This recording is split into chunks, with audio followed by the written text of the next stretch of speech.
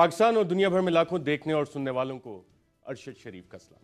नाज़रीन, हुकूमत के 2 साल मुकम्मल हुए और आज 2 साल बाद हम वज़ीर आज़म इमरान खान साहब के साथ मौजूद हैं और हुकूमत की 2 साला कारकर्दगी, 2 साल में अचीवमेंट्स क्या हुई, वज़ीर आज़म ने किस तरह से जो चैलेंजेस हैं उनका मुकाबला किया, इस हवाले से जानते हैं और आपके लिए जो इक़दामात लिए हैं उनके समरात और असरात आप तक कब पहुँचेंगे। वज़ीर आज़म इमरान खान साहब, बहुत शुक्रिया प्रोग्राम में शिरकत करने का और हमारे लिए आज 2 साल बाद टाइम निकालने का। पहला सवाल मैं आपसे जानना चाहूँगा कि आपकी 22 साल जो स्ट्रगल रही है उसमें एक की वर्ड था जिसको एहतसाब कहते हैं, और आपने जितना लास्ट फ्यू इयर्स में स्ट्रगल था वो भी एहतसाब पे चलता रहा, लेकिन आपने NRO दिया मियाँ नवाज शरीफ को और आपकी काबीना ने उन्हें बाहर जाने की, एक कन्विक्टेड शख्स को बाहर जाने की इजाज़त दी। क्या ये NRO नहीं था?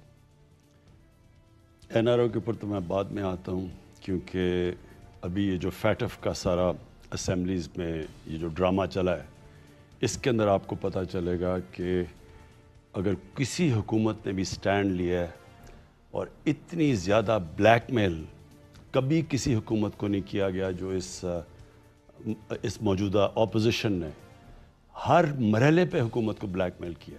और ब्लैकमेल सिर्फ इसलिए किया है कि वो हमारे से सिर्फ चाहते थे कि हम NRO दे दें। और ये फैटफ का असल में कभी भी इस तरह बेशर्मी से एक नेशनल इंटरेस्ट के अगेंस्ट का ऑपोजिशन जाए अपने ज़ाती चोरी बचाने के लिए, कभी भी नहीं हुआ किसी डेमोक्रेसी में नहीं।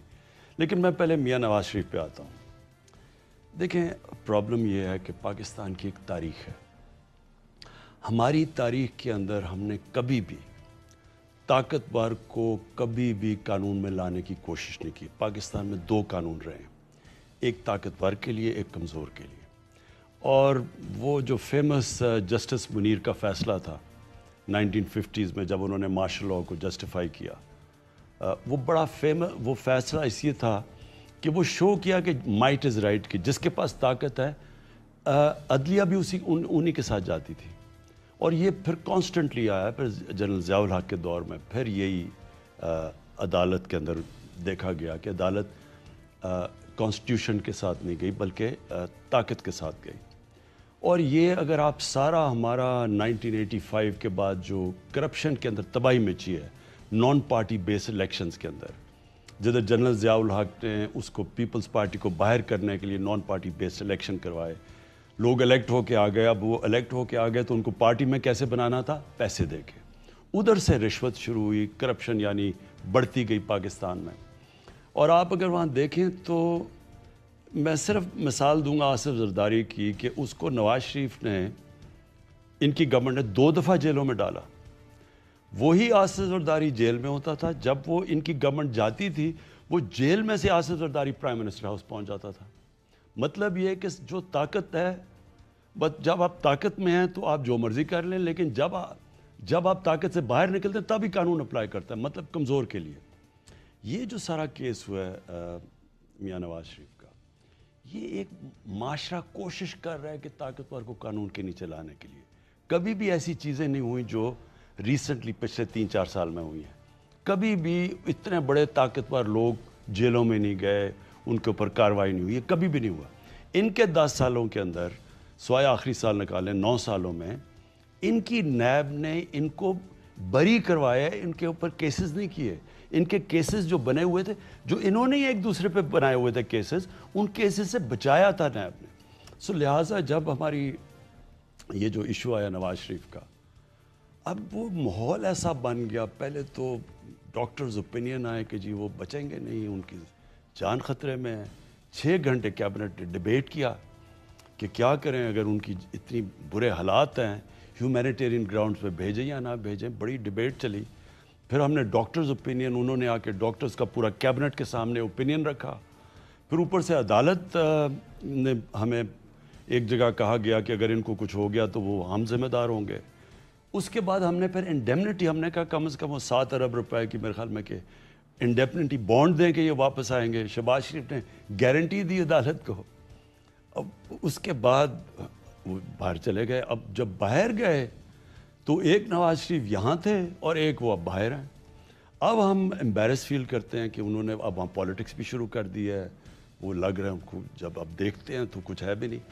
تو میرا صرف میں اس کی ایک اسیس کروں گا, این آر او تو ہم نے نہیں دیا, ہم نے تو اپنی پوری کوشش کی جو ہم کر سکتے تھے, لیکن وہ جو ایک پورا فیٹ کمپلی پریزنٹ کی گئی ہمیں کہ ان کی اگر آپ نے کچھ کیا نہ تو ان کو وہ مر سکتے ہیں, وہ شاید پہنچ بھی نہ سکے لنڈن, وہ یہ حالات بتائے گئے, اور اس کے بعد ہمارے پہ ذمہ داری آنی تھی, تو اس کے بعد ہم نے ان کو گڈ فیتھ میں بھیجا.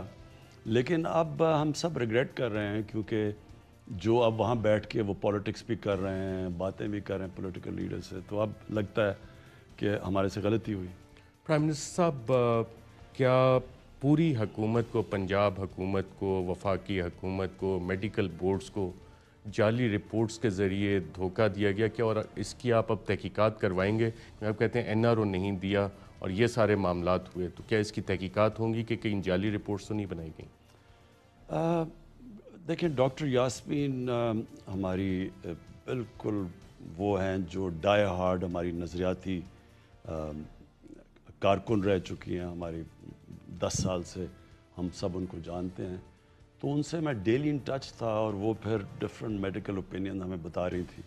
پھر میں نے ڈاکٹر فیصل جو اس وقت شوکت خانم کے چیف ایگزیکٹو اور انفیکشس ڈیزیز کے وہ ایکسپرٹ ہیں, ان کو میں نے خود بھیجا, تو ان سب نے کہا کہ دیکھیں ان کی پلیٹلیٹس کی وجہ سے تو ان کو شاید اتنا ڈینجر نہیں ہے, لیکن جو ریلیٹڈ بیماریاں ہیں ان کے ساتھ, اور انہوں نے کوئی 4-5 بیماریاں گنی, تو انہوں نے کہا کہ اگر ان کو ہم دیکھیں تو پھر ان کی جان خطرے میں آ سکتی ہے. پرائم منسٹر صاحب, لاسٹ ایئر جب آپ امریکہ کے دورے پہ گئے ہوئے تھے, وہاں آپ نے کھڑے ہو کے کہا کہ ایک بادشاہ نے بھی سفارش کی تھی اور کہ نواز شریف کو جانے دو. وہ بادشاہ کون تھے, اور اس کے علاوہ کس کس نے سفارش کی تھی کہ نواز شریف کو چھوڑ دو؟ دیکھیں وہ اس وقت کہنا برا لگتا ہے کیونکہ وہ اوبیسلی انٹرنیشنل ریلیشنز میں یہ بڑی سینسٹیو چیزیں ہوتی ہیں, آپ میں نام نہیں لے سکتا, لیکن اس وقت تھا. دیکھیں ان کے ہیں تو صحیح, ان کے کنیکشنز تھے باہر, لیکن انہوں نے ایسے نہیں کوئی کہا تھا, انہوں نے بڑے پولائٹلی کہا تھا, یہ نہیں کہا تھا کہ کوئی یہ اگر آپ نہیں کریں گے تو یہ ہوگا, انہوں نے بس کہا تھا کہ جی ہمارے تعلقات ہیں. لیکن دیکھیں وہ میرے لیے کوئی ایشو نہیں تھا. اگر مجھے میڈیکل اوپینین یہ نہ کہتا کہ ان کی جان خطرے میں ہے, میں پھر کبھی نہ الاؤ کرتا. پرائم منسٹر صاحب, آج سے 2 دن پہلے آپ نے کافی اسٹرانگ ایک میسیج دیا, مجھے ٹائم بھی یاد ہے, 9:46 PM آپ کی ٹویٹس آئیں کہ فیٹف کے حوالے سے اپوزیشن این آر او مانگ رہی ہے اور نیب کو بالکل ڈی فینگ کرنا چاہتی ہے, ٹوتھ لیس کرنا چاہتی ہے. تو ایسی کون سی چیز ہے جو اپوزیشن مانگ رہی ہے, کون سا این آر او ہے جو وہ مانگ رہی ہے اور فیٹف پہ ڈیل کرنا چاہ رہی ہے؟ دیکھیں ارشد, یہ بڑا امپورٹنٹ ہے ہمارے دیکھنے والوں کے لیے بھی. یہ فیٹف کی بلیک لسٹ, اگر پاکستان فیٹف میں بلیک لسٹ میں چلا جاتا ہے تو ہمارے ملک کے اوپر کیا اثرات آئیں گے, کیونکہ یہ لوگوں کو ابھی نہیں سمجھ آ رہی. لوگ فیٹف کرتے ہیں, لوگوں کو پتہ نہیں ہے. فیٹف ہے فائنینشیل ایکشن ٹاسک فورس, جس کا مقصد یہ ہے کہ ٹرانسپیرنسی آئے اور اکاؤنٹیبلٹی آئے آپ کی جو پیسہ موو کرتا ہے. اس کے اندر ڈرگ منی بھی ہو سکتی ہے, اس کے اندر فائنینسنگ, ٹیرر فائنینسنگ بھی ہو سکتی ہے, اور اس میں منی لانڈرنگ بھی ہو سکتی ہے. ان کا وہ یہ چاہتے ہیں کہ ٹائٹ کنٹرولز کریں, جس کی وجہ سے ہمیں یہ لیجسلیشن اسمبلی میں لے کے آئے. لیکن لوگوں کو یہ سمجھنا ہے کہ اگر جو گرے لسٹ میں ہم نے انہیرٹ کیا تھا, یعنی گرے لسٹ نون لیگ کے زمانے میں پاکستان گیا تھا, جو ہمیں وراثت میں ملا تھا, اگر پاکستان بلیک لسٹ میں چلا جاتا ہے تو لوگوں کو پتہ چلنا چاہیے اس کے اثرات کیا ہوں گے اس ملک پہ. اس کا مطلب ہوگا کہ ہمارے بینکوں کے, جس طرح ایران کا حال ہے, ساری ڈیلنگز ختم ہو جائیں گی. اس کا مطلب کہ ہمارے ساتھ کوئی انٹرنیشنل فائنینشیل انسٹیٹیوشنز پاکستان سے ڈیل نہیں کریں گی.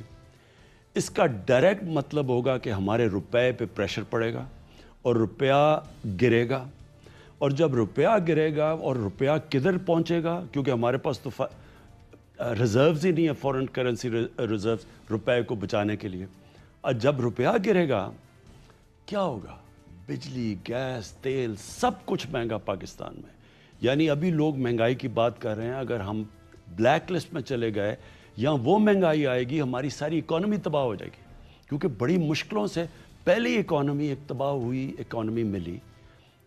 تباہ کی کیا ڈیفینیشن ہے؟ ریکارڈ خسارے, انٹرنل خسارہ بھی ریکارڈ, جو کرنٹ اکاؤنٹ ڈیفیسٹ وہ بھی ریکارڈ $20 ارب کا. ادھر سے نکل رہی ہے اکانومی, اور اللہ کا شکر ہے کہ سارے انڈیکیٹرز ہیں صحیح ڈائریکشن پہ جا رہی ہے. اگر یہ اس پہ چلی جاتی ہے تو پاکستان کی تو سارا بالکل یہ ملکی وہ تباہی ہوگی جو ہندوستان کوشش کر رہا ہے. کون ہمیں کوشش کر رہا ہے کہ پاکستان بلیک لسٹ میں جائے؟ مسلسل 2 سال سے ہندوستان لابی کر رہا ہے انٹرنیشنل کمیونٹی کو کہ پاکستان کو فیٹف کی بلیک لسٹ میں ڈالا جائے. یہ اپوزیشن کو پتہ ہوتے ہوئے اس کے کیا امپلیکیشنز ہیں؟ یہ کیا کہہ رہے ہیں کہ ہمیں 2 کام کر دو, اپوزیشن کو یہ جو منی لانڈرنگ ہے اس میں سے قانون فیٹف میں سے نکال دو, اور دوسرا نیب, انہوں نے نیب کے 34 شکیں پیش کی ہیں, جو ٹوٹل 38 شکیں ہیں نیب کی, اس میں سے 34 انہوں نے امینڈمنٹس پیش کی ہیں, جس کا مطلب کہ نیب کی قبر دبا کے اس کو دفنا دیا جائے. یعنی ہمیں اکاؤنٹیبلٹی سے بھی بچا لیں, ہمیں منی لانڈرنگ سے بھی بچا لیں. اپنی چوری, پہلے انہوں نے نقصان کیا پاکستان کو چوری کر کے, پیسے یہاں سے چوری کر کے, سب لگے ہوئے تھے منی لانڈرنگ میں, یہاں سے چوری کر کے پیسہ باہر. آج تک نواز شریف ایک ڈاکیومنٹ نہیں دے سکا کہ ان کے بچوں کی اربوں روپے کی پراپرٹی باہر ہے. مریم نماز اس میں بینیفیشری اونر ہے, جو کہ جے آئی ٹی کی رپورٹ آئی ہے. یہ 4 مے فیئر سب سے مہنگی لنڈن کے اندر جو جگہ ہے اس کی اپارٹمنٹس 4 ہے, اربوں روپے کی ہے. ایک بیٹا کوئی 8-9 ارب روپے کے گھر میں رہتا ہے. ان کے پاس اربوں روپے کی پراپرٹیز ہیں. ایک ڈاکیومنٹ نہیں بتا سکے کہ پیسہ باہر گیا کیسے. اور وہ ان کی سب سے بڑی کیا چیز ہے کہ کسی نہ کسی طرح یہ استعمال کریں, بلیک میل کریں. اور اس سے نہیں, صرف فیٹف سے نہیں, انہوں نے پہلے اکانومی کے اوپر آتے ساتھ ہی افراتفری مچا دی. پتہ تھا کہ اکانومی کا کیا سچویشن ہے. انہوں نے ہمیں کشمیر ایشو کے اوپر وہ سارے ہم کشمیر ایشو اٹھا رہے ہیں, سارے کنٹینر پر چڑھ گئے کہ جو گورنمنٹ کو گرانا چاہیے. کوئی کہتا ہے اسلام خطرے میں ڈال رہا ہے, کوئی کہتا ہے کہ اکانومی ہے, کوئی کہتا ہے مہنگائی ہے. 1 پوائنٹ ایجنڈا تب. پھر جب کووڈ ہوا, شہباز شریف جناب وہ ماسک پہن کے کمپیوٹر کے سامنے بھاگے لنڈن سے آئے, کیونکہ انہوں نے پتا تھا کہ یا کووڈ سے لوگ مرنے شروع ہو جائیں گے, اگر ہم وہ ادھر سے بچائیں گے تو بھوک سے لوگ مرنے شروع ہو جائیں گے. تو ون سچویشن تھا. ساری اپوزیشن مجھے, ہم جو قدم اٹھا رہے تھے, جو ہم NCOC میں لگے ہوئے تھے, 1.5 مہینہ آپ اٹھائیں, انہوں نے مجھے کس طرح تنقید کی, کیا انہوں نے مجھے کہا. جو میں کر رہا تھا انہوں نے کہا جو ہاں جو یہ غلط کر رہے ہیں جی. یہ وہ چاہ رہے تھے, آپ ان کی ساری سٹیٹمنٹس پڑھیں, ہم وہ سٹیپس لیں جو ہندوستان نے لیے تھے. آج ہندوستان کی تباہی دیکھیں. ٹائم میگزین کے اندر مین کور آرٹیکل ہے کہ جو ہندوستان میں کووڈ کی وجہ سے تباہی ہے, جو غربت پھیلی ہے, کیسز بھی بڑھ رہے ہیں, لوگ بھی مر رہے ہیں, غربت بھی بڑھ رہی ہے. ہم جس طرح نکلے ہیں, ان کی تنقید دیکھیں. سو یہ ساری کو اب یہ فیٹف سارا مقصد بلیک میل کرنے کا ہے کہ اپنی کسی طرح ان کی چوری بچ جائے. اور یہ سمجھ رہے تھے کہ اب فیٹف پہ ہم کیونکہ ڈریں گے, اتنا بڑا اس کے کانسیکوینسز ہیں, ہم ان کی بات مان جائیں گے اور ان کو NRO دے دیں گے. اس کی کوئی ڈیڈ لائن بھی ہے فیٹف لیجسلیشن پاس کرنے کی, اور سینٹ میں میجورٹی ہے جہاں پہ 2 اس فیٹف ریلیٹڈ لیجسلیشن ریجیکٹ ہو گئی ہیں. تو اب آپ بطور چیف ایگزیکٹو کیا اسٹریٹجی بنا رہے ہیں کہ کس طرح ان بلز کو پاس کروانا ہے؟ ہم اگلے ہفتے جوائنٹ سیشن کر رہے ہیں, اور میں یہ امید لگا رہا ہوں کہ ان کے اندر نون لیگ اور پیپلز پارٹی میں ایسے لوگ ہیں جن کو پتہ ہو, جوائنٹ سیشن سے پہلے ساری قوم کو پتہ ہو کہ یہ کیا کرنے جا رہے ہیں. اگر جوائنٹ سیشن میں انہوں نے ہمیں ڈیفیٹ کیا, جو اس ملک سے پھر فیٹف کی بلیک لسٹ سے ہوگا, یہ سب ذمہ دار ہوں گے. قوم کو پتہ ہونا چاہیے کہ یہ اپنی چوری بچانے کے لیے یہ ملک کو کدھر دھکیل رہے ہیں. میں نے پہلے دن کہا تھا, جب مجھے اقتدار ملا, میں نے پہلے دن کہا کہ یہ جو اپوزیشن ہے, یہ اور اپوزیشن لیڈرز, عام لوگوں کا تو مجھے ان کی پارٹیز کا میں جانتا نہیں ہوں, ان کے جو لیڈرز ہیں ان کا 1 پوائنٹ ایجنڈا تھا. میں نے پہلے دن کہا کہ یہ ان کا جو انٹرسٹ ہے وہ پاکستان کے انٹرسٹ کے اپوزڈ ہے. پاکستان انٹرسٹ ایک ترقی چاہتا ہے, ملک آگے بڑھنا چاہتا ہے. پاکستان کا انٹرسٹ یہ ہے کہ کلین گورنمنٹ ہو, تاکہ انویسٹمنٹ آئے, تاکہ ہم اپنے قرضے واپس کر سکیں. ان کا انٹرسٹ ہے چوری بچانا. اب یہ 2 تضاد چل رہا ہے. یہ جمہوریت کے نام پہ اسمبلی کو استعمال کرتے ہیں, جدھر اسمبلی میں جاتے ہیں بلیک میل شروع ہو جاتی ہے. نیب کے اندر پھنسے ہوئے ہیں, آپ جا کے نیب میں جواب دیں. مجھے جب انہوں نے مجھے سپریم کورٹ میں 2 केसेस 6 केसेस मेरे ऊपर किए, पॉलिटिकल विक्टिमाइजेशन की कि जनाब इसका लंदन का फ्लैट बताए किधर से आया। मैंने 60 दस्तावेज दिए, मैं हलाल का पैसा बाहर की कमाई करके पाकिस्तान लेके आ रहा हूँ। मैं इनको 60 डॉक्यूमेंट्स दी, मैंने कहा एक भी गलत हुई तो मैं पॉलिटिक्स छोड़ दूंगा। इन्होंने अभी तक 2 डॉक्यूमेंट्स दिए, 3 डॉक्यूमेंट, एक दस्तावेजात दी नवाज शरीफ ने असेंबली में, वो फ्रॉड, एक उसने कतरी खत लेके आया वो फेक और फ्रॉड, एक वो क्लेबरी फॉल्ट पेश किया वो फ्रॉड। इनके पास एक डॉक्यूमेंट नहीं है क्योंकि इन्होंने चोरी करके पैसा बाहर लेके गए हैं। अब इनको सिर्फ और सिर्फ 1 पॉइंट एजेंडा पे अपनी सारी मुल्क की डेमोक्रेसी को हॉस्टेज रखा हुआ है। तो प्राइम मिनिस्टर साहब, आपने जॉइंट सेशन की बात की, जो मनी लॉन्ड्रिंग की क्लॉजेज हैं और नैब में तरामीम किए बगैर आप लेजिस्लेशन जॉइंट सेशन से पास करवा लेंगे? मेरी कोशिश होगी इसलिए, और हम पहले पूरे लोगों को बताएंगे, कौम को और इनके सारे मेंबर ऑफ पार्लियामेंट्स को ये हम आगाह करेंगे कि अगर आप इसको रिजेक्ट करेंगे तो आपको पता होना चाहिए कि आप हिंदुस्तान के साथ खड़े हैं। आप वही कर रहे हैं हिंदुस्तान जो कर रहा है पाकिस्तान को ब्लैक लिस्ट में डालने के लिए। तो जितना हिंदुस्तान हमारे से दोस्त है उतनी दोस्ती आप करेंगे। अपोजिशन का दावा है कि जो एहतसाबी अमल है वो विच हंट है।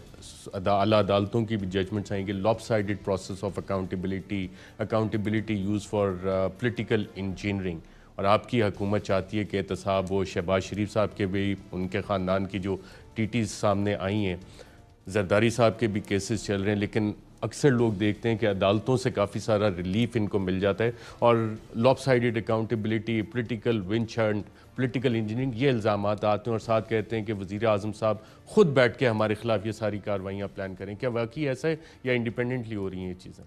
अरशद, पहले ये रियलाइज़ कर लें कि नैब, सारी नैब इनके दौर पे बनी हुई है।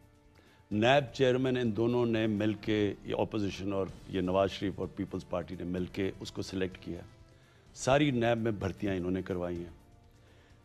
95% केसेस जो है नैब के अंदर वो इनके दौर में है।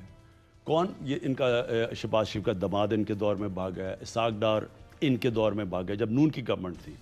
केसेस इनके सारा जो इनके जितने साद रफीक जितने भी केसेस हैं, वो जो खाकान अब्बासी, उसके ऐसे इनके दौर के केस बने हुए हैं। हमने तो नहीं केस, हमारे दौर में सिर्फ एक केस बनाया वो शहबाज शरीफ की टीटी केसेस है।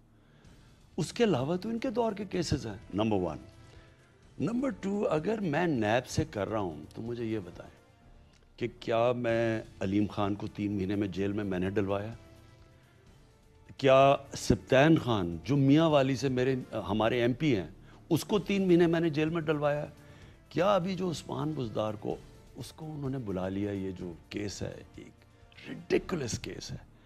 अपने मैं चीफ मिनिस्टर को अंडरमाइन करवाऊंगा, ये मैं बड़े मेरे रिजर्वेशंस हैं कि जिस तरह उन्होंने उसको बुलाया उस्मान बुज़दार, एक सूबे के चीफ मिनिस्टर को, एक फ्रिवलेस केस के अंदर मेरे बड़े, तो क्या ये मैं सारा खुद करवा रहा हूँ? यानी ये इसके अंदर क्या सेंस है कि मैं बैठ के अपने लोगों को जेल में पकड़ा रहा हूँ? मुझे क्या ज़रूरत पड़ी है? मुझे बताएं, ये इनके दौर में कितने इनके लोग जब ये गवर्नमेंट में थे उनके ऊपर केसेस हुए हैं? ये तो एंड में जाके इनके ऊपर केसेस आए हैं, और ज़्यादातर तो इनके बाद जो केयर टेकर सेटअप आया उन दिनों के अंदर केसेस आए हैं। जो सारा जो आसिफ जरदारी और ओमनी ग्रुप के केसेस हैं वो इनके दौर के बने हुए हैं, हमने तो नहीं बनाए। प्राइम साहब, अपोजिशन की दोनों बड़ी जमातें, पाकिस्तान पीपल्स पार्टी और पाकिस्तान मुस्लिम लीग नवाज़, इनके बिलावल ने भी आपको ऑफ़र दी, शहबाज शरीफ ने कि जी हम आपके साथ मिल के बैठने के लिए तैयार हैं, लेजिस्लेशन भी, हुकूमत को मशवरे भी देने के लिए। आप अपोजिशन के साथ बैठने के लिए तैयार हैं, और अपोजिशन बार बार कहती है, एक कहते हैं कि आप नाकाम हैं, एक कहते हैं कि आप सिलेक्टेड हैं। तो इन लोगों के साथ कोई बैठ के लेजिस्लेशन और हुकूमत में आप देख रहे हैं कि अपोजिशन के साथ जो ताल्लुकात हैं वो आगे कैसे चलेंगे? देखिए, सिलेक्टेड, मैं इनसे मतलब कि इलेक्शन में धांधली हुई। मैंने सारी कैंपेन 2000 वो जो धरने की कैंपेन थी वो क्यों की थी? हमने 4 हल्के कहा था दे दो, 413 पिटिशन्स के अंदर 413 पिटिशन्स थी। उस इलेक्शन में रिकॉर्ड धांधली हुई थी। मैंने सिर्फ इनको सैंपल कहा था, मैंने कहा 4 हल्के खोल दो। इन्होंने क्यों नहीं खोले? क्योंकि इनको पता था धांधली हुई है। उनमें से जब खोले गए तो उनके अंदर بے ضابطہ کہہ دیں، دھاندلی کہہ دیں، بالکل وہ غلط الیکشن ہوئے تھے۔ میں کیوں کہہ رہا تھا چار حلقے کھولنے سے میری گورنمنٹ تو نہیں آ جانی تھی، میں اس لیے کہہ رہا تھا کہ اگلا الیکشن ٹھیک ہو۔ انہوں نے مل کے سیبوٹاج کیا، جو اس کے بعد جوڈیشل کمیشن نے فائنڈنگز بھی دی، ان کے اوپر بھی عمل نہیں ہوا۔ جب اگلا الیکشن ہوا انہوں نے شور مچا دی، جی دھاندلی ہوئی ہے۔ پہلے دن ہم نے ان کو کہا اسمبلی میں کہ ٹھیک ہے ہم تیار بیٹھے ہیں، آپ جو بتاتے ہیں ہم آپ کے لیے کھولنے کے لیے تیار ہیں۔ ان کو پتہ تھا نہیں ہوئی، انہوں نے ہمیں کوئی حلقے ہی نہیں دیے، کبھی کچھ نہیں بتایا، سلیکٹڈ کا شور مچا دیا۔ ان کو پتہ تھا کہ کتنی بری طرح ہارے ہیں۔ اس کے بعد ہر وقت گول پوسٹ شفٹ ہوتے رہے۔ پہلے ہوا انہوں نے کہا الیکشن کے اندر پروبو، ہم تیار ہو گئے۔ اس کے بعد کچھ اکانومی ٹائم کرنے لگی ہے جی، اس کے اوپر اکانومی تو تباہ کر کے چھوڑ کے گئے تھے اور آتے ساتھ ہی شور مچا دی کہ جی اکانومی تباہ ہو گئی۔ انہوں نے آتے ساتھ ہی کہ یہ گورنمنٹ فیل ہو گئی ہے۔ اور پھر سال نہیں لگا وہ مولانا فضل الرحمان کے سارے کنٹینر پہ چڑھ گئے۔ مولانا کہہ رہا ہے کہ جناب وہ اسلام خطرے میں ہے، کوئی کہہ رہا ہے کہ مہنگائی ہو گئی، کوئی کچھ کہہ رہا ہے۔ یہ کیوں یہ سارے اتنی جلدی گورنمنٹ کو گرانے بلیک میل کر رہے تھے؟ آج ابھی سال نہیں ہوا تو سارے کنٹینر پہ چڑھ گئے گورنمنٹ۔ صرف ون پوائنٹ ایجنڈا ان کا، کسی طرح ان کے کرپشن کے کیسز سے میں ان کو چھوڑ دوں۔ میرا یہ آپ کے سامنے میں نے قوم کو پہلے دن وعدہ کیا تھا، دنیا ادھر ادھر ہو جائے، اگر میں نے ان کے کرپشن کے آج یہ جو چاہ رہے ہیں نا، یہ ہمیں بلیک میل کر رہے ہیں فیٹف کے اوپر، اگر میں نے یہ کر دیا میں اس ملک سے سب سے بڑی غداری کروں گا۔ میری گورنمنٹ چلی جائے وہ مجھے منظور ہے، لیکن ان کو اگر میں نے کرپشن کیسز سے نکال دیا میں اللہ کو جواب دوں۔ میں سارا وقت عمر کے حصے سے میں سوچ رہا ہوں کہ میں نے اپنی آخرت کا سوچنا ہے، اللہ کو جواب دینا ہے۔ جنرل مشرف نے اس ملک سے سب سے بڑا ظلم کیا تھا۔ نواز شریف کو اس نے حدیبہ پیپر مل کے کیس میں امیونٹی دی اور باہر بھجوا دیا، NRO نمبر 1۔ آصف زرداری کو $60 ملین ان کے پڑے ہوئے تھے سوئٹزرلینڈ میں، اربوں روپیہ انہوں نے وکیلوں کے اوپر خرچ کیا۔ جب وہ کیس میچور ہو رہے تھے اور جو سر محل تھا، نون لیگ نے سر محل اٹھایا، وہ سر محل انہوں نے ڈر گئے کیونکہ ان کے پاس تو بتانے کے لیے تھا کہ کدھر سے خریدا ہے۔ وہ سر محل کا پیسہ بکا، پیسہ پاکستان کو آنا تھا۔ جنرل مشرف نے NRO جب دیا اپنی کرسی بچانے کے لیے ان دونوں کو، وہ سر محل بھی ہضم کر گئے، $60 ملین بھی انہوں نے رکھ لیا۔ نون لیگ جب اپوزیشن میں ہے انہوں نے کوئی بات نہیں کی، سپریم کورٹ کہتا رہا $7 ملین کیونکہ ان کا مکمکا ہوا تھا۔ اس مکمکا نے جنرل مشرف کے NRO نے 4 گنا پاکستان کا قرضہ چڑھایا، جس کی آج ہم قیمت ادا کر رہے ہیں۔ ہم نے جو سارا پیسہ ٹیکس کا پیسہ اکٹھا کیا پہلا سال، آدھا چلا گیا ان کے لیے ہوئے قرضوں کی قسطوں پہ۔ یہ کیا انہوں نے ملک کے ساتھ، میں یہ کبھی نہیں کروں گا۔ جو مرضی ہو جائے، یہ جتنی مرضی بلیک میل کریں، ان ساروں کا جب تک احتساب نہیں ہوگا یہ ملک آگے بڑھ ہی نہیں سکتا۔ پرائم منسٹر صاحب، آپ کو کئی دفعہ میرے خیال 2 سال میں کہا گیا کہ ملک کو سیاسی استحکام چاہیے، پولیٹیکل سٹیبلٹی چاہیے، اپوزیشن کے ساتھ بیٹھنا چاہیے، تو آپ نے یہ آرگومنٹ بائی کیا؟ دیکھیں، مجھے تو پہلے دن سے پتا تھا، ان سے جو میسیجز آ رہی تھی، آرام سے ان سے ہم بات کر لیں، NRO دے دیں، بڑے آرام سے 5 سال نکل سکتے ہیں، کوئی شور شرابہ نہیں، اچھی اسمبلی میں ہم تقریریں کریں سارے کھڑے ہو کے، سارے جمہوریت کو بچا رہے ہیں مل کے۔ ان کی چوری بچانے کی تھی نا۔ دیکھیں، کمپرومائز ہی کرنا ہوتا ہے، کمپرومائز زندگی کا حصہ ہے، انسان کو زندگی میں کمپرومائز کرنا پڑتا ہے، لیکن انسان جس وقت اپنی ویژن، اپنے مقصد، اپنے نظریے پہ کمپرومائز کرتا ہے اس وقت وہ مرتا ہے۔ جو بھی کبھی بھی آپ اپنے، جس طرح ہمارے نبی صلی اللہ علیہ وسلم کی ہم ساری زندگی ہمیں قرآن میں کہا ہوا ان کی زندگی سے سیکھو، صلح حدیبیہ ایک اپنے مقصد پہ پہنچنے کے لیے کمپرومائز تھی، لیکن جب ان کو کوئی کسی نے کہا نا جی کہ اپنے ایک خدا پہ کمپرومائز کرو، تو انہوں نے کہا چاند ایک ہاتھ میں دو اور سورج ایک ہاتھ میں، پھر بھی وہ اپنے مقصد پہ کبھی نہیں کمپرومائز کرتے۔ ان کو NRO دینا ہماری نظریہ مقصد پہ کمپرومائز ہوگا۔ پرائم منسٹر صاحب، حکومت کی 2 سالہ کارکردگی، اس کو آپ کس طرح سے ایویلیویٹ کرتے ہیں؟ میں سمجھتا ہوں جی کہ پاکستان بڑے مشکل وقت سے نکلا ہے۔ شروع میں ہمارے پاس فورن ایکسچینج ہی نہیں تھا، ہمیں اپنی باہر کی لائبلٹیز دینی تھی، ہم نے قسطیں دینی تھی قرضوں کی۔ پہلے سال جو ہمیں قرضوں کی قسطیں دینی تھی وہ $10 ارب تھا۔ ہمارا جو ٹریڈ گیپ تھا وہ $40 ارب کا تھا. $60 ارب کی امپورٹس اور $20 ارب کی ایکسپورٹ سکڑ کے $20 ارب پہ آگے کوئی انہوں نے روپیہ آرٹیفیشلی اوپر رکھا ہوا تھا. تو امپورٹس کرنی زیادہ سستی تھی, ایکسپورٹس مہنگی ہوئی, ایکسپورٹ سکڑ گئی. سب سے بڑا تاریخی ٹریڈ گیپ پاکستان کی تاریخ کا. اب اس کے اندر پہلے تو ڈیفالٹ سے بچانا تھا اپنے ملک کو, وہ بڑا مشکل فیز تھا. پہلا سال وہی اسٹیبل کرنے میں نکل گیا. دوسرے سال کے اندر ہم کوشش کر رہے تھے ہماری اکانومی اب پک کرے, وہ تھوڑی بہت پک کرنے لگی, وہ کووڈ آ گیا. لیکن اللہ کا شکر ہے آج پاکستان کی اکانومی جو نکلی ہے, میں چیلنج کرتا ہوں دنیا میں کوئی اکانومی اتنی تیز نہیں نکلی جتنی ہماری نکلی ہے.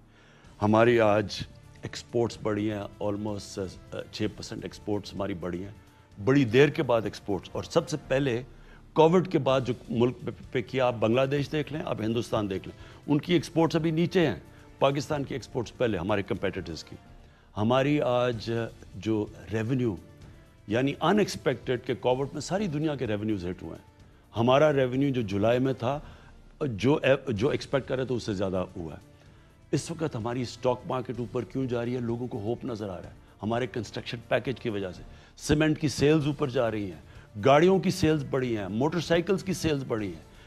جو پاکستان کا جو ڈائریکشن ہے لوگوں کو پہلی دفعہ امید نظر آ رہی ہے.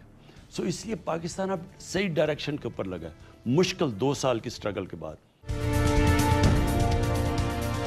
پرائم منسٹر آپ نے کنسٹرکشن پیکج کی بات کی اور غریب لوگوں کو آپ نے 50 لاکھ گھروں کا وعدہ بھی کیا تھا.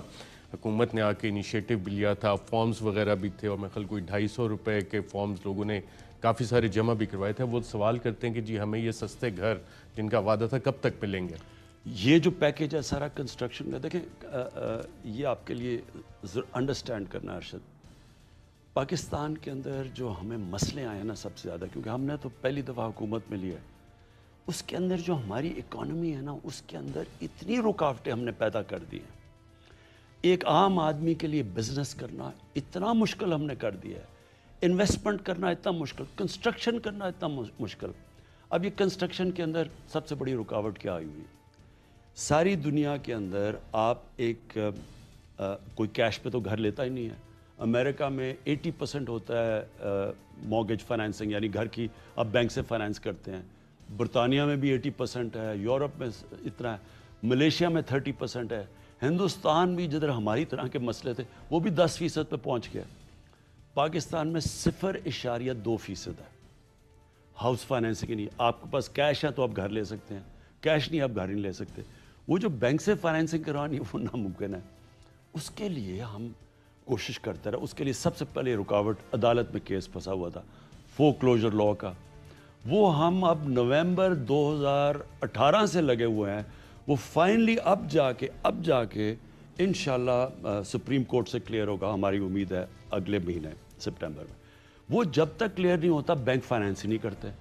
اب ہمارا جو مطلب تھا مثلا جو تنخواہ دار لوگ ہیں, جو گورنمنٹ امپلائیز ہیں, جن کے پاس بھی سیلری ہے, جن کے پاس کیش نہیں ہے گھر لینے کے لیے, ایک ان کے پہلے رکاوٹ بنی ہوئی تھی کیونکہ ہم جب IMF کے پاس گئے انہوں نے انٹرسٹ ریٹ, انہوں نے ظاہر ہے جب آپ اکانومی کو سکویز کرتے ہیں انٹرسٹ اوپر لے گئے. انٹرسٹ ریٹ ہم اب نیچے لے کے آئے ہیں. انٹرسٹ ریٹ نیچے ہے, اس کے علاوہ ہم سبسڈائز کر رہے ہیں غریبوں کی. ہم نے 30 ارب روپے کی سبسڈی دی ہے کہ جو لو کاسٹ ہاؤسنگ ہے ان کے لیے ہم ان کے لیے نیچا انٹرسٹ ریٹ 5% پہ دے رہے ہیں ان کو. ان کے لیے ہم نیچے لے کے آئیں کیونکہ ایک اگر زیادہ انٹرسٹ ریٹ ہو وہ لے نہیں سکتے. دوسرا یہ فورکلوجر لاء. پھر تیسرا ہم نے بینکوں کو کہا ہے کہ سارے بینکوں نے 5% اپنا کریڈٹ دینا ہے ہاؤسنگ کے لیے. تو یہ ساری پہلی دفعہ پاکستان میں چیزیں ہوئی ہیں, اور یہ کرتے کرتے میں آپ کو بتا رہا ہوں 1.5 سال لگ گیا. اب انشاءاللہ ابھی نظر آ رہا ہے جس طرح ایک دم پلاٹس کی قیمتیں بڑھی ہیں, سیمنٹ کی قیمت, سریا کی قیمت بڑھ رہی ہے, ایک دم ڈیمانڈ شروع ہو گئی ہاؤسنگ کی. اور انشاءاللہ آپ دیکھیں گے کہ یہ اب ہمارے جو لو کاسٹ ہاؤسنگ ہے یہ بھی چلے گی. اس کے علاوہ جو بہت بڑے 2 ہم نے میگا پروجیکٹ شروع کیے ہیں پاکستان کی تاریخ میں. اسلام آباد کے بعد اب دوسرا جو نیا شہر بن رہا ہے وہ انشاءاللہ لاہور کی راوی سٹی پہ. یہ بھی سال سے لگے ہوئے تھے ادھر پہنچنے کے لیے کیونکہ اس میں بڑی رکاوٹیں تھیں. اور دوسرا اب ہم شروع کریں, تیسرا کراچی میں بنڈل آئلینڈ کے اوپر. یہ ماڈرن سٹیز بنا رہے ہیں. ہمارا ارشد میں صرف آپ کو یہ بتا دوں, ہمارے شہر تباہ ہوتے جا رہے ہیں. ہماری جیسے جیسے آبادی بڑھ رہی ہے اور دنیا میں سب سے تیزی سے پاکستان میں اربنائزیشن ہو رہی ہے, شہروں کی طرف لوگ آ رہے ہیں. شہروں کے اندر اب کیونکہ ماسٹر پلانز آؤٹ ڈیٹ ہو چکے ہیں, شہر پھیلتے جا رہے ہیں. ہمارے جو اناج والے علاقے, ایگریکلچر ایریاز, وہ شرنک کر رہے ہیں, شہر پھیل رہے ہیں. آگے اس کے فوڈ سیکیورٹی کے امپلیکیشنز ہیں. اس لیے ہم اب ماسٹر پلان سارے شہروں کے بنا رہے ہیں, اور دو پریشر اتارنے کے لیے, لاہور کو بچانے کے لیے, یہ راوی سٹی, اس کے پانی کا بھی سارا جو لاہور کا بہت بڑا مسئلہ بننے لگا, جیسا کراچی میں لاہور کا بھی. تو یہ سارا انوائرمنٹلی ماڈرن سٹی وہ بن رہی ہے, اور کراچی میں ایک بنڈل آئلینڈ کے اوپر ایک پورا ایک ماڈرن شہر بنا رہے ہیں. اس کا مقصد ایک تو روزگار ہوگا, ایک نئے شہر ماڈل سٹیز ہوں گی, ایک پریشر اتارے گا. کراچی بھی پھیلتا جا رہا ہے, لاہور بھی, اسلام آباد مری تک پہنچ رہا ہے. ان کو روکیں گے, ان کے گرین ایریاز بنائیں گے اور شہروں کو اوپر لے کے جائیں گے. تو پرائم منسٹر صاحب, یہ پروجیکٹ کنسیو ہوئے اور میگا پروجیکٹس ہیں, اس میں ٹائم کب تک ہوگا کہ کب تک یہ دو نئے شہر کراچی اور لاہور کے پاس آپ بنا سکیں گے؟ یہ تو امیجیٹلی جی ان کے اوپر ہماری ساری, کیونکہ یہ اب سے نہیں, یہ تو سال تک لگے ہوئے تھے. ساری ہر قسم کی رکاوٹیں, ریگولیشنز, یعنی اور پھر وہ 18th امینڈمنٹ کے پرابلمز کے, سینٹر کے کیا ہیں, صوبوں کے اپنے ہیں, ان کے اپنے قانون ہیں, وہ سارا ایک بنانے کے لیے, اتھارٹی بنانے کے لیے, قانون بنانے کے لیے وہ ٹائم لگا. تو اب وہ سب بن گیا. اب انشاءاللہ ہم ٹینڈرز کریں گے ان کے, اور یہ ساری پبلک پرائیویٹ پارٹنرشپ ہوگی. اس میں سے پرائیویٹ سیکٹر آئے گا. میرے خیال میں جو ہمارا سب سے بڑا اثاثہ اوورسیز پاکستانیز ہیں, یہ اب اپرچونٹیز ہے کہ ہم ان کو صحیح معنی میں, اب تک تو وہ پلاٹس لے لیتے تھے نا, اب ان کو صحیح انویسٹمنٹ کے لیے ایریاز دیں گے تاکہ وہ آ کے انویسٹ کریں. اور میرے خیال میں کہ یہ جو انجن آف گروتھ ہے پاکستان کا, اس میں سے اتنی چیزیں جنریٹ ہوگی, پیسہ, ویلتھ کریشن, جس سے ہم اپنے قرضے واپس کر سکیں گے. روزگار کے علاوہ اس سے ریلیٹڈ انڈسٹریز ہیں, 30 انڈسٹریز ریلیٹڈ ہیں, وہ ساری چلنی شروع ہو جائیں گی. فرینڈ صاحب, آپ نے 18th امینڈمنٹ کا ذکر کیا, اسی میں یہ بھی پوچھ لوں, کیا 18th امینڈمنٹ کو آپ کا ریوزٹ کرنے کا کوئی پلان ہے؟ خاص طور پہ کوئی ٹائم لائن آپ کے ذہن میں, خاص مارچ 2021 سینٹ الیکشن کے بعد آپ ریوزٹ کرنا چاہیں گے اس کو؟ 18th امینڈمنٹ ہیسٹ میں بنی. اس کا جو بنیادی چیز ہے وہ تو بالکل ٹھیک ہے, پاور ڈیوالو ہونی چاہیے. سینٹرلائز پاور سے نہیں چل سکتا, ایک فیڈریشن نہیں چل سکتی. تو سینٹر سے صوبوں میں جانی چاہیے پاور, لیکن صوبوں سے نیچے جانی چاہیے لوکل گورنمنٹ میں, جو نہیں گئی, جو صرف کے پی میں گئی تھی. اس بار یہ ہم انشاءاللہ پنجاب میں اور کے پی میں جو ہمارے نیچے ہیں, زبردست لوکل گورنمنٹ سسٹم لے کے آ رہے ہیں. پاکستان کی تاریخ کا بیسٹ سسٹم ہے. سارے ہم نے پرانی اپنی غلطیوں سے سیکھ کے تو ایک سسٹم لے کے آ رہے ہیں, جو اصل میں کراچی کا, جو لوگ آج مشکل میں پڑے ہوئے کراچی میں, اصل میں کراچی کا مسئلہ, لاہور کا مسئلہ, بڑے شہروں کا مسئلہ, اسلام آباد, ان کا حل ہی ہوگا جب ان بڑے شہروں کو آپ اسی طرح چلائیں گے جس طرح ایک ملک کو چلایا جاتا ہے. مثلا اب لنڈن ہے, لنڈن کا میئر ہے, ڈائریکٹلی الیکٹڈ ہے, اس کی اپنی کیبنٹ ہے, وہ لنڈن کو ایک شہر, ایک ملک کی طرح چلاتا ہے. جب تک آپ اس طرح نہیں کریں گے, یہ بڑے شہر نہیں چل سکتے. لاہور کے اوپر آدھا پنجاب کا بجٹ خرچ کیا انہوں نے, پنجاب کا ڈیولپمنٹ بجٹ شریفوں کے زمانے. اس کا مطلب ساؤتھ پنجاب شور مچانا شروع ہو گیا, آؤٹ لائن اللہ کے پیچھے رہ گئے, وہ بالکل سکڑ گئے, کیونکہ سارا آپ نے کراچی کے اندر, کیونکہ سندھ سے انٹیریئر سے گورنمنٹ سلیکٹ ہوتی ہے, الیکٹ ہوتی ہے, وہ وہاں سے وہ زیادہ ادھر پیسہ, ان کی توجہ کراچی بالکل یعنی کھنڈر بن چکا ہے. اس کا طریقہ پہلے, ابھی تو ہم کر رہے ہیں کام, یعنی این ڈی ایم اے کے ذریعے اور سندھ گورنمنٹ ہم مل کے اب کوشش کر رہے ہیں. انشاءاللہ یہ ابھی تو 60 ٹیمیں کام کر رہی ہیں فوج کی, جو کہ ابھی پہلے تو ریلیف دیں گی کیونکہ اس وقت بڑی ڈسلوکیشن ہوئی ہے, پھر نالے صاف کریں گی, اس کے بعد سیوریج سسٹم کراچی کا ہم نے یہ فیصلہ کیا, اور پھر پانی کا سپلائی. تو یہ تو ہم نے اب کرنا ہے. لیکن ایکچولی کراچی کو اگر ٹھیک چلانا ہے اور لاہور کو, تو ان کا جس طرح دنیا کے اندر ایک میٹروپولیٹن سٹیز چلتی ہیں, ہمیں کوئی نئی چیز نہیں کر رہے, جو ساری دنیا میں کامیاب ایکسپیریمنٹس ہیں, ان کا وہ سسٹم لوکل گورنمنٹ کا لانا پڑے گا جو میٹروپولیٹن سٹیز کا. پرائم منسٹر صاحب, کراچی نے آپ کو بھی لیڈ کیا, صدر مملکت ڈاکٹر عارف الوی کو کیا, 14 MNAs آپ کو وہاں سے دیے, جس میں 3-4 وفاقی وزیر بھی آپ کے. بارش ہوتی ہے, کراچی ڈوب جاتا ہے. آج پھر میرے خیال بارش ہوئی ہے, وہاں پہ یہی حالات ہیں. آپ نے کراچی پیکج بھی اناؤنس کیا تھا, اس میں ڈسبرسمنٹس بھی اس حوالے سے سپیڈ کافی سلو ہے. کراچی کا کوئی پرماننٹ سلوشن آپ مسائل کا نکال کے دے کے جائیں گے لوگوں کو, کراچی کے لوگوں کو؟ وہ بارش کہتے ہیں نا, بارش آتی ہے تو پانی آتا ہے, تو پانی تو آ گیا کراچی میں. پرابلم یہ ہے کہ کراچی کی, میں پھر رپیٹ کرتا ہوں, جب تک کراچی کو ایز اے میٹروپولیٹن سٹی, بلکہ ایک ملک کی طرح, لاہور کو ایک ملک کی طرح چلائیں, لنڈن ایک ملک کی طرح چلتا ہے, پیرس ملک کی طرح, نیو یارک, ان کا دیکھیں میئر جب آتا ہے ٹی وی پہ تو وہ بالکل ایک جس طرح کے ایک کنٹرول میں ہے, پورے شہر کے سب کچھ وہ کنٹرول کرتا ہے, نہیں تو وہ چل نہیں سکتا. ہاں ہمارے اس وقت شہر بالکل یہ نگلیکٹ کی طرف جا رہے ہیں. آپ تو یہ چھوڑ دیں, ساتھ والا ملک ہے تہران, آپ تہران چلے جائیں, آپ ممبئی چلے جائیں, ممبئی کو اور یہ دلی چلے جائیں, ان کے لیے پورا ان کے سیٹ اپس بنے ہوئے ہیں, وہ بالکل مختلف.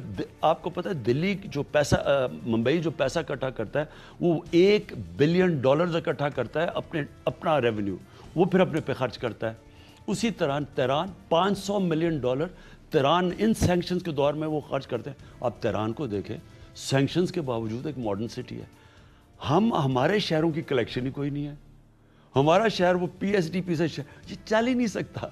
اس لیے اس کا جو پورا حل ہے وہ ان کا مینجمنٹ سسٹم بدلنا پڑے گا, جو انشاءاللہ ہم اب یہ لوکل گورنمنٹ الیکشن میں پنجاب اور ادھر کر رہے ہیں KP میں. لیکن اس کا حل کراچی کا, سندھ کا بالکل لوکل گورنمنٹ, کیونکہ انہوں نے پاور تو چلے گی 80th امینڈمنٹ میں ان کے پاس صوبوں میں, وہ نیچے گئی نہیں ہے پاور, لوکل گورنمنٹ میں تو پاور نہیں گئی ان کی. اس کا سلوشن اب کیسے نکلے گا وہاں پہ؟ آپ کیا ریفارمز لوگوں, کراچی کے لوگوں کو کوئی خوشخبری دے سکتے ہیں کہ جناب آپ کے مسائل اس طرح سے حل ہوں گے, اور لوکل گورنمنٹ میں جو وہاں پہ سچویشن ہے, اگر پیپلز پارٹی آ جاتی ہے تو لوگ اسی طرح سفر کرتے رہیں گے, فیڈریشن کے پاس کیا سلوشن ہے کراچی کے مسائل کا؟ دیکھیں جی, میں سپریم کورٹ میں نے کیس کیا ہوا ہے. ہم چاہ رہے ہیں کہ آئین کا آرٹیکل ہے میرے خیال میں 149 یا 148 آرٹیکل ہے, اس میں ہم گئے ہوئے ہیں کہ 148 جس کے اندر یہ واضح ہے کہ سینٹر سے صوبوں میں اور صوبے سے نیچے لوکل گورنمنٹ میں, تو اس کے اوپر ہم جا رہے ہیں, کیونکہ سندھ میں تو صحیح معنی میں ڈیولوشن ہوئی نہیں ہے نیچے تک, اور میں عدالت میں کوشش کریں کہ ان کا پورا ایک لوکل گورنمنٹ سسٹم بنے. یہ تو ابھی کوشش کر رہے ہیں, لیکن انشاءاللہ جب بھی الیکشن ہوگا میرے خیال میں ہم سندھ بھی ایک چینج کے لیے تیار ہے, اور ہم پوری کوشش کریں گے سندھ میں ہم بھرپور طریقے سے الیکشن لڑیں. اور تب تک یہ جو دو KP میں اور جو پنجاب میں لوکل گورنمنٹ سسٹم, سندھ کے لوگ دیکھیں گے کامیاب ہوتے ہوئے. اصل میں حل یہی ہے, اور وہ جب دیکھیں گے تو وہاں ویسی پریشر پڑ جائے گا لوگوں کو کہ وہی سسٹم ان کو چاہیے.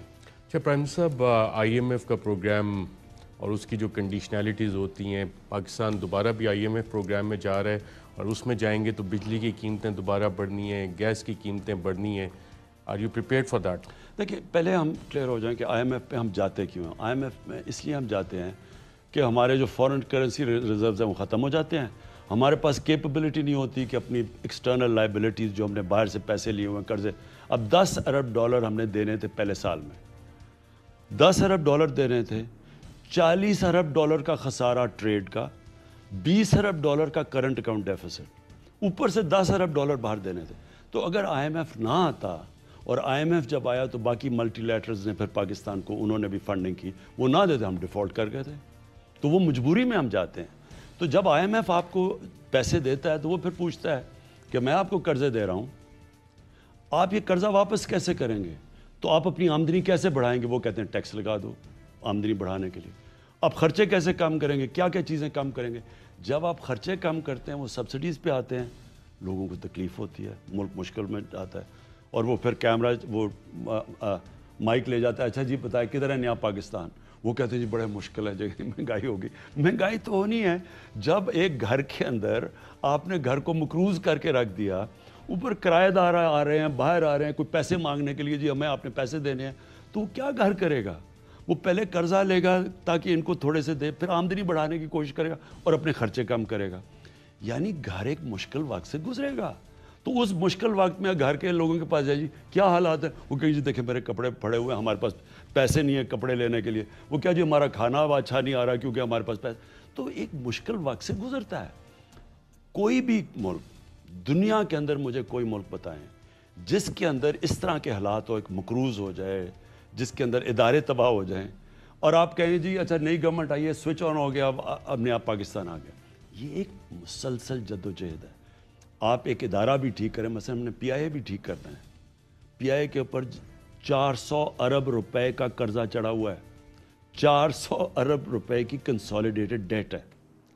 اب پی آئی اے کو ہم نے یہ کووڈ سے پہلے اس کا جو کرنٹ تھا, جو اس کے رننگ کاسٹ تھے, وہ تو ہم نے میٹ کر لیے.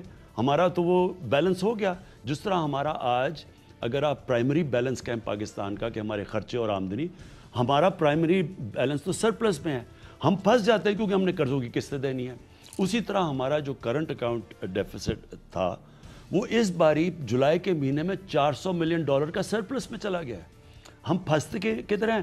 100 ارب ڈالر کا جو قرضہ تھا اس کے اوپر جو قسطیں دینی ہیں وہ ہمارے اوپر بوجھ بنا ہوا ہے. بجلی کے اندر, گیس کے اندر اگر ہمیں یہ قرضے نہ دینے پڑے جو انہوں نے مہنگے پاور جنریشن کے پلانٹس لگائے ہوئے ہیں. اب بجلی بن رہی ہے جناب 17 روپے کی ایوریج پہ, کوئی سستی ہے کوئی مہنگی ہے, لیکن ایوریج بجلی کی جنریشن ہے 17 روپے کی. لوگوں کو ہم بیچ رہے ہیں 14 روپے کی, 3 روپے کا بیچ میں فرق ہے. اب وہ ہم آگے بجلی اتنی مہنگی ہے, ہم وہ پورا کرنے کے لیے اگر بجلی بڑھاتے ہیں لوگ شور مچا دیتے ہیں, انڈسٹری کو مشکل پڑ جاتی ہے. انڈسٹری کہتی ہے ہم مقابلہ نہیں کر سکتے. اگر بجلی نہیں بڑھاتے تو وہ 3 روپے چلے جاتے ہیں سرکولر ڈیٹ پہ, وہ قرضے بڑھتے جا رہے ہیں. ہم نے تو نہیں یہ کانٹریکٹ سائن کیے. ہم نے تو جو ابھی کانٹریکٹ سائن کیے ہیں یہ ونڈ پاور کے, ہمارے تو سستے 6 سینٹ کے کانٹریکٹ ہے, 5 سینٹ کے کانٹریکٹ سائن کیے ہیں. جو ہم پھنسے ہوئے ہیں ان کے کانٹریکٹ. اسی طرح گیس, اب گیس پاکستان میں نیچے جا رہی ہے, ہماری اپنی گیس نیچے جا رہی ہے, انہوں نے کنویں کھودے. جو کانٹریکٹ سائن کیا ہے انٹرنیشنل, اس سے آج آدھی قیمت کی ہم نے گیس لی ہے, لیکن 15 سال کا کانٹریکٹ سائن کر لیا ہے. یعنی جو آج سپاٹ پرائس پہ گیس مل رہی ہے اور جو ہم نے خریدی ہے اس سے دگنے پہ کانٹریکٹ سائن کیا ہوا ہے. اب ری نیگوشیٹ کر رہے ہیں کانٹریکٹ.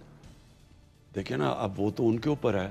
وہ اگر ہم نہیں دیتے وہ چلے جاتے ہیں انٹرنیشنل آربیٹریشن کے اندر. سوورن گارنٹیز دی ہوئی ہیں. اسی جس طرح آپ کو پتہ ہے اب جب باہر گئے ہیں 6 ارب ڈالر کا ریکارڈ ڈیک کے اوپر ہمارے اوپر ڈیمیجز آ چکے ہیں.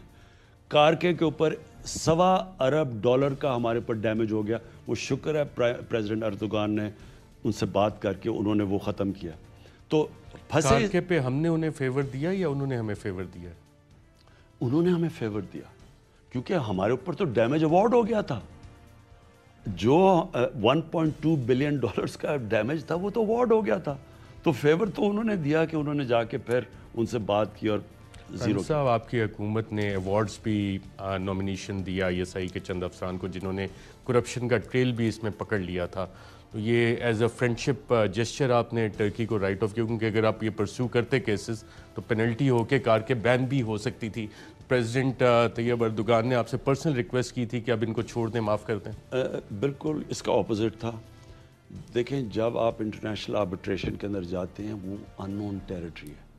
ہمیشہ آپ سیٹل کرتے ہیں آؤٹ آف کورٹ, کیونکہ جو انٹرنیشنل آربیٹریشن ایک تو چلتی بڑی لمبا ہے اور آپ کوئی پروڈکٹ نہیں کر سکتا اس کا آؤٹ کم کیا ہے. اسی طرح ریکارڈ ڈیک کے اندر بھی ہم نے کوئی کرپشن دکھائی ہوئی ہے. کرپشن تو ہم نے دکھائی ہوئی ہے, اس کے باوجود ہمارے اوپر 6 ارب ڈالر کا ڈیمیج آ گیا. ابھی بھی ہم کوشش کر رہے ہیں وہ لڑنے کی, لیکن یہ انچارٹڈ ٹیریٹری ہے. جب آپ آربیٹریشن میں چلے جاتے ہیں آپ کو تو نہیں پتا آؤٹ کم کیا. وہ ایکسیپٹ کریں گے آپ کے کیسز یا نہیں کریں گے, لیکن اس میں کوئی شک نہیں کہ ہماری پوری ٹیم نے بڑا زبردست کام کیا. یہ بالکل آپ ٹھیک کہہ رہے ہیں کہ اگر وہ لیوریج نہ ہوتی تو وہ ہمارے پاس تو کچھ بھی نہیں تھا, ہمیں تو دینے پڑنے تھے پیسے. پرائم منسٹر صاحب, بڑا ریئر ہوتا ہے کہ میں کوئی کمپلیمنٹ کسی کو دوں. ایک کمپلیمنٹ آپ کی حکومت کو اور خاص طور پہ آپ کو جاتا ہے کہ آپ نے کمیشنز آف انکوائری کانسٹیٹیوٹ کی اور اس کی پھر رپورٹس پبلک بھی ہوئیں. شوگر انکوائری کمیشن آپ نے بنایا, اس کی رپورٹ پبلک ہوئی. ویٹ اسکینڈل کے اوپر آپ نے کمیشن بنایا, رپورٹ اس کی پبلک ہوئی. IPPs پہ بھی آپ نے کمیشن آف انکوائری بنایا تھا, اس کی رپورٹ پبلک تو نہیں لیکن لیک یقیناً ہو گئی تھی. IPPs کے ساتھ آپ کے جو MOUs ہوئے ہیں اس میں کچھ پروگریس ہوا ہے, اور کیا یہ آپ انشور کر سکیں گے کہ جو MOUs ہیں وہ انفورس ہو سکیں اور اس سے پاکستان کا کوئی فائدہ ایکسپیکٹڈ ہے؟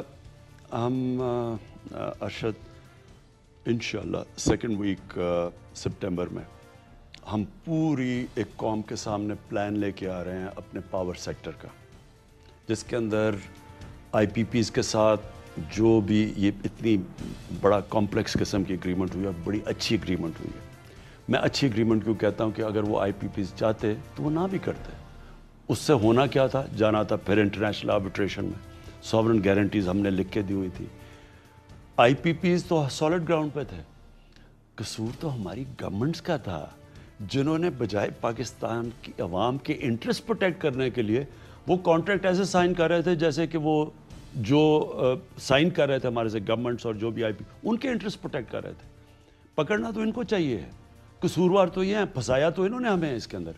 आईपीपीज़ का तो मैं शुक्रिया अदा करना चाहिए कि मान गए, ना मानते।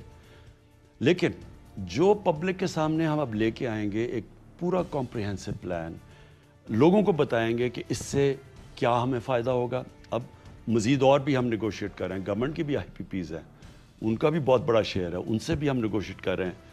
इससे सबसे पहले तो हमारा जो कर्जा ना, ये जो मैंने आपको बताया कि 17 रुपए की बिजली प्रोड्यूस कर रहे हैं, 14 की बेच रहे हैं, ये जो 3 रुपए का जा रहा है सर्कुलर डेट के ऊपर, पहले तो इसको कम करने की कोशिश कर रहे हैं, क्योंकि ये पहाड़ बन गया, अभी 2000 अरब से ऊपर चला गया ये 2.2 ट्रिलियन, और वो बढ़ता जाएगा, क्योंकि 3 रुपए, या तो हम 3 रुपए यूनिट बढ़ा दें, उससे आपको पता है कि पब्लिक का क्या रिएक्शन आएगा और इंडस्ट्री का क्या बनेगा, वो भी नहीं हम कर सकते। अब यही कर सकते हैं किसी ना जनरेशन का कॉस्ट नीचे लेके आए, और वो हैं इनके कॉन्ट्रैक्ट्स, और वो कॉन्ट्रैक्ट्स निगोशिएट कर रहे हैं। ये कॉम्प्लेक्स चीज़ है। आपने कहा पब्लिक क्यों नहीं किया, पब्लिक हम इसलिए नहीं कर सकते कि इसमें दूसरे मुल्क इन्वॉल्व हैं, और हम बिल्कुल अगर वो करेंगे तो उसके और इम्प्लिकेशंस हैं। यानी हमारे वो मुल्क हैं जिन्होंने हमारे लिए बहुत कुछ और किया हुआ है, आगे हमारी टाइज़ हैं, तो इसलिए पब्लिकली तो हम ये नहीं कर सकते, लेकिन प्राइवेटली हम बात करेंगे। प्राइम मिनिस्टर साहब, एक और इनिशिएटिव आपने लिया था और एक जीआईडीसी पे पहले ऑर्डिनेंस आया, लेकिन फिर अवामी मुफाद को आपने मद्देनज़र रखते हुए वो विड्रॉ भी किया और सुप्रीम कोर्ट में अटॉर्नी जनरल को भेज के केस एक्सपेडाइट करवाया, और आपको इसमें फतह भी हुई उस केस में। अब ये जीआईडीसी जो रिकवरी मैकेनिज़्म है, इस पे काम शुरू हो गया है, या कि जो लॉबिस्ट हैं, और इसमें वो एक शेर भी है कि बीमार हुए जिसके सबब उसी अत्तार के लौंडे से दवा लेते हैं, वो मामला तो नहीं हो गया? कॉन्फ्लिक्ट ऑफ इंटरेस्ट इसमें बिल्कुल नहीं है।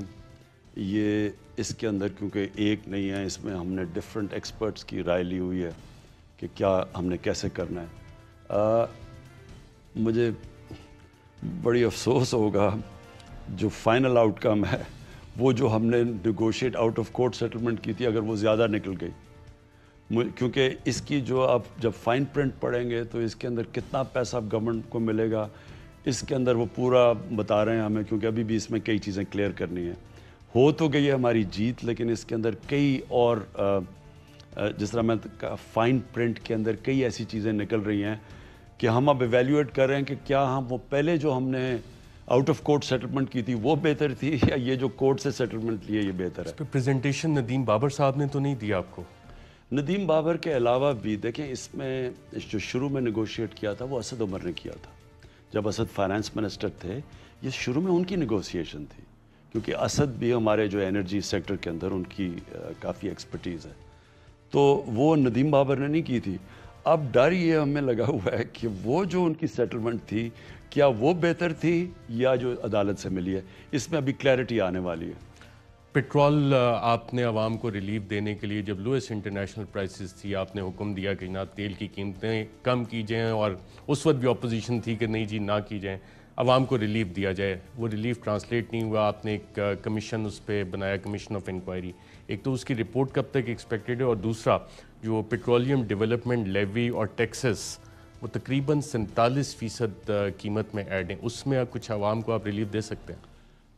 असल में ये एक कॉम्प्लेक्स इशू है, क्योंकि इसके अंदर ये जो बाहर की कंपनीज इंपोर्ट करती हैं वो इन्वॉल्व हैं, इसके अंदर ओगरा इन्वॉल्व थी, उसका क्या इसके अंदर रोल था, फिर इसके अंदर मिनिस्ट्री इन्वॉल्व थी, हमारी जो पेट्रोलियम की मिनिस्ट्री थी।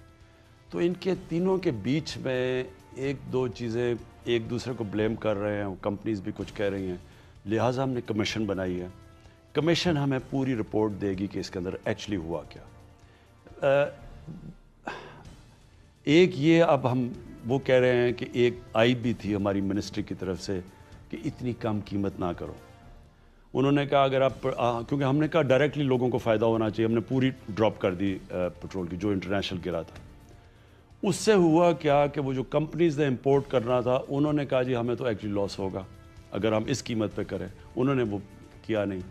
جو ریگولیٹر تھا اس کو جو دیکھنا چاہیے تھا انہوں نے پوری طرح دیکھا نہیں. تو بلیم گیم ہے, لہٰذا یہ کمیشن سے ایکچوئل فیکٹس ہمیں پتہ چل جائیں گے. اور اس کا بڑا فائدہ دیکھیں, کمیشن کا فائدہ یہ ہوتا ہے جس طرح اب شوگر کمیشن بھی ہے, جس طرح ہمیں یہ جو آٹا کی بھی کمیشن نکلی ہے, اس میں اب ہم پلاننگ کر رہے ہیں کہ آگے سے غلطیاں نہ دہرائی جائے کہ کون سی ہم نے غلطی کی, کس نے ناجائز فائدہ اٹھایا. ایک ہمیں بعد میں پتہ چلا کہ جی اگر وہ ریزروز نہیں رکھیں گے, وہ جو کمپنیز تھی, یہ جو آئل مارکیٹنگ کمپنیز تھی, اگر یہ آئل ریزروز نہیں رکھیں گی تو ان کے پاس جو پینلٹی تھی وہ انسگنیفیکنٹ تھی, انہوں نے پینلٹی دے دینی تھی. تو ہم نے اب ریئلائز کیا کہ آگے سے اگر اس طرح کی سچویشن ہے تو پینلٹیز تو اتنی ہوں تاکہ وہ فورس ہوں اپنے ریزروز رکھنے کے لیے. قانون کے مطابق ہے, ٹھیک ہے جی ہم پینلٹی دے دیتے ہیں. سو اینی وے یہ ساری چیزیں آپ کمیشن کے اندر آئیں گی. اور یہ رپورٹ بھی پبلک ہوگی؟ جی یہ تو بالکل پبلک ہوگی, کیونکہ دیکھیں جدھر باہر کے ملک انوالو ہو جاتے ہیں نا, جس طرح آئی پی پی ایس کے اندر, ادھر آپ کو بڑی سینسٹیوٹی دکھانی پڑتی ہے. لیکن اس میں تو آئل کمپنیز, مارکیٹنگ کمپنیز ہیں, پاکستان کی منسٹری ہے, اوگرا ہے, پتہ چل جائے گا کہ کس کا کیا غلط ہے.